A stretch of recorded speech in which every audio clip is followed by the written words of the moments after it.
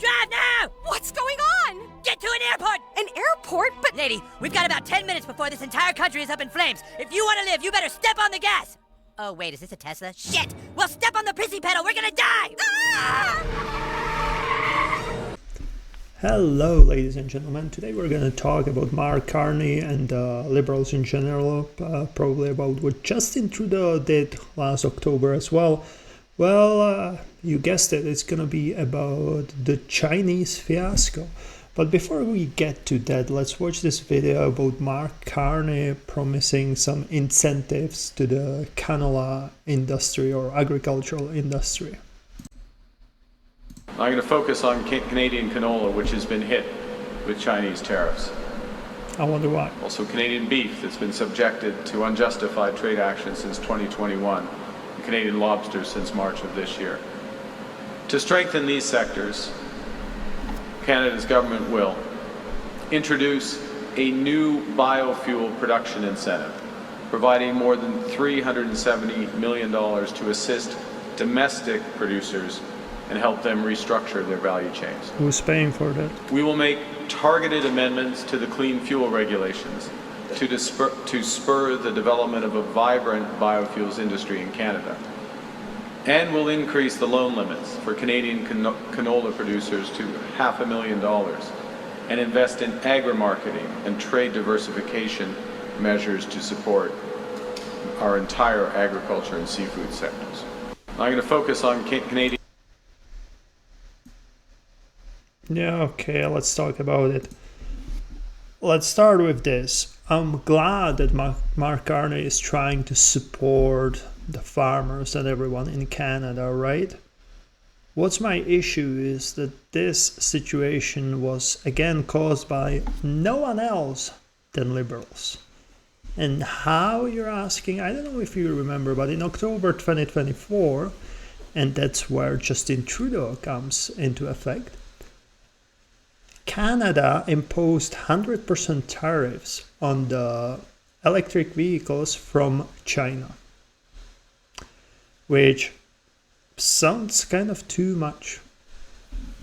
I understand that they were trying to protect the home automobile industry and everything, right? The Chinese cars they were just so much cheaper. It was under $30,000 Canadian dollars for the EV car, which you're not able to find it anyway. I mean, nowadays, right? But what it cost, first of all, it's kind of ridiculous that China creates something and we're pretty much like, yes, give it to us for free. Because that's what the tariff means, right? 100% tariff is literally that we're going to pay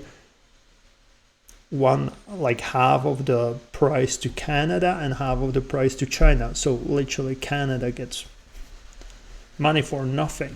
And it's not like they get 50, 30%, no, 100%. So it's literally either you double the price or you just send it for free to Canada, which is ridiculous to me. And what was the answer to that? Well, you know what? Wait. Before we get to answer, I have a interesting statistic over here. Give me 1 second. So how did it affect the EV industry? This pretty much getting the China out of the competition in Canada. Where are we? Here we go.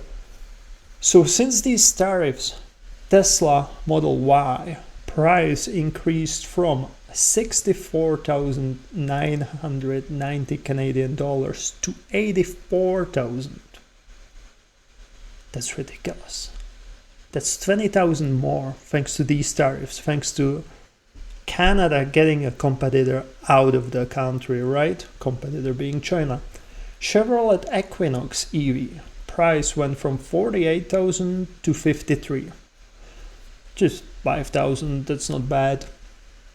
Chevrolet Silverado EV from 64,000, I think I saw only one in my lifetime, from 64,000 to 117.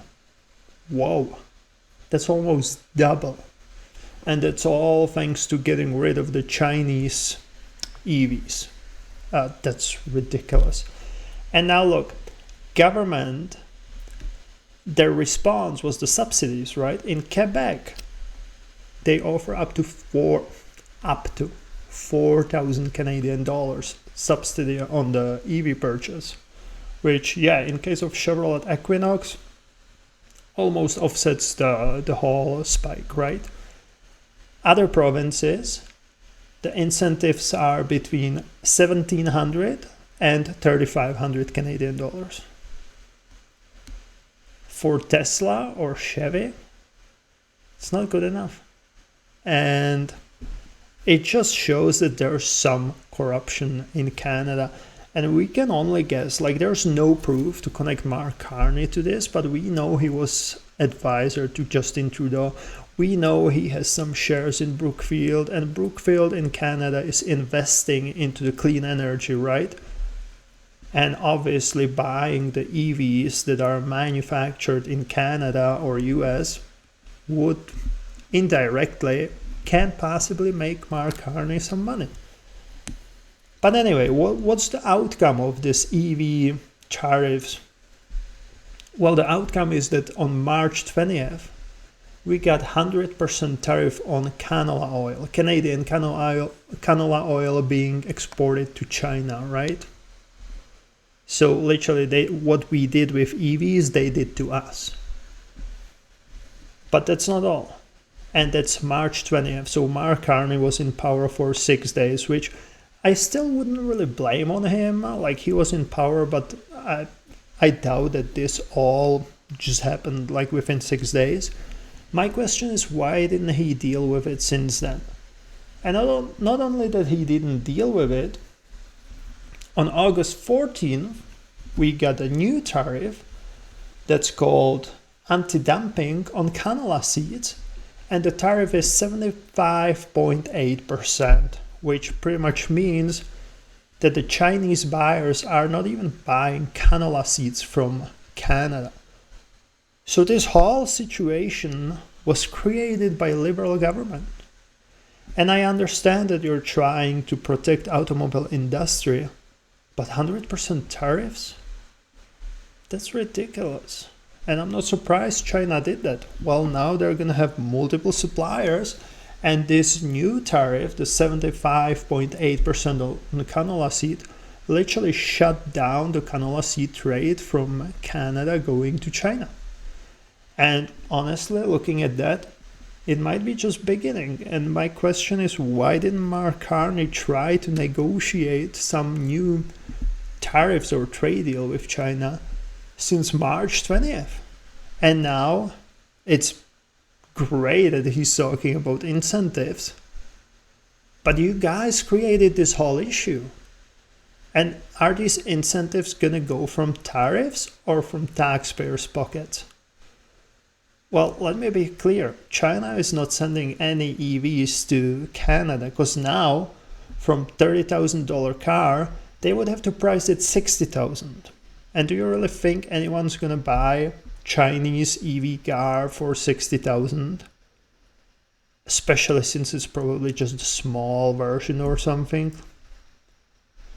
I don't know. That's ridiculous. So my guess is that all of these incentives will go again from taxpayers' pockets. So it's another 300, how much was it? 370 millions from taxpayers' pocket. At least it stays in Canada. But again, it's the issue created by Liberal government.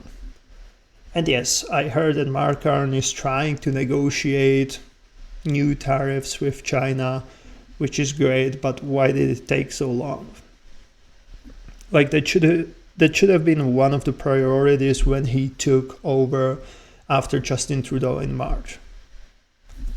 But again, he didn't care. According to his resume, he's this great crisis leader. Well, we didn't see this, and these tariffs were actually his first loss as a prime minister, just 6 days after he took the chair, right? Which again, like I said, shouldn't be 100% on him, but he could have do something with that in those 5 months since he's been in power. That's just ridiculous. And who's gonna suffer? And this is my biggest point. Like, the tariffs on the EV vehicles or electric vehicles from China, obviously it's to protect Ford, Chevy, all of these North American brands that are manufacturing in Canada, which you can kind of understand it, right? But look, do you really think if people had the choice to buy some Chinese EV versus Ford, they would go for Chinese EV? No. But if you're trying to mandate us to have just the clean energy cars from 2035, and you take an option from us to buy a cheap electric car, that's ridiculous. How is it good for consumer? And like I said, I understand that you're trying to protect the jobs in Canada, but why 100%? And look how it spiked the price of the Chevy and what was the other car? Chevy and Tesla. Tesla up 20,000, Chevy 50. Really? And that's supposed to make us ditch our fossil fuel cars and buy this expensive. It's not even worth it. I'm sorry, I don't think it's worth it, and it's probably basic equipment for Tesla Model Y, 80,000. 20,000 more than what it was. Ridiculous. Like, look, for me, if I can afford Ford, Tesla, Chevy over Chinese car, I would definitely buy it.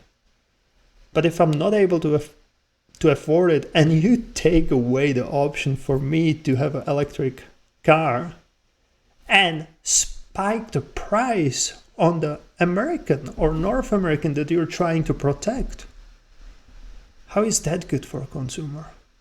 The same now with the canola oil tariffs and canola oil seed tariffs. How is that good for a consumer? I understand that Mark Carney did not impose these tariffs, but it's outcome of his government. And there's going to be a lot of people defending him that it's not him, that it was Justin Trudeau. It was Liberal Party of Canada. Mark Carney is Prime Minister and he's leader of Liberal Party of Canada. Stop making excuses for him. He had 5 months to reverse it, to do something about it. And he didn't. And I understand the political side of this. Like, you don't want to look like you have a close ties with China, even though we know he has. He took a huge loan from China before he became prime minister, right? Or even after, I don't know now. I would lie about that, but we know that he has close ties with China. So obviously he doesn't want to lower the tariff to look like he doesn't care about North America, which we know he doesn't care about Canada. Let's be honest about it. I still don't know what his how do you say it? Sorry, just lost the word. What his intentions are, what his self-interest is.